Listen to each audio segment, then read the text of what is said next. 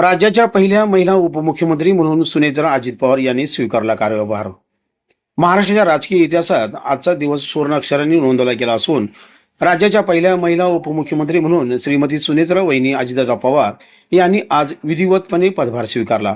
त्यांच्या ऐतिहासिक नियुक्तीमुळे राज्यातील महिला नेतृत्वाला नवी ओळख आणि बळ मिळाल्याची भावना राजकीय वर्तुळातून व्यक्त होत आहे।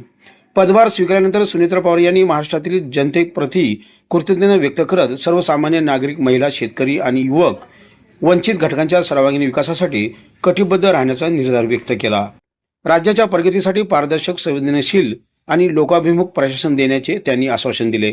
या प्रसंगी उपस्थित मान्यवर, वरिष्ठ प्रशासकीय अधिकारी, पक्षाचे पदाधिकारी आणि कार्यकर्त्यांनी त्यांचे जोरदार अभिनंदन केले। त्यांच्या नेतृत्वामुळे महिला सक्षमीकरणाला नवी दिशा मिळेल, तसेच राज्याच्या विकासाला गती मिळेल, असा विश्वास उपस्थितांनी व्यक्त केला। श्रीमती सुनेत्रा वहिनी अजितदादा पवार यांचा राजकीय व सामाजिक प्रवास अनेक महिलांसाठी प्रेरणादायी ठरणार असून महाराष्ट्राच्या विकासाच्या वाटचालीत हा एक महत्त्वाचा आणि ऐतिहासिक टप्पा मानला जात आहे। त्यांच्या नेतृत्वाखाली राज्यात विकासाचा नवा अध्याय लिहिला जाईल अशी अपेक्षा व्यक्त होत आहे।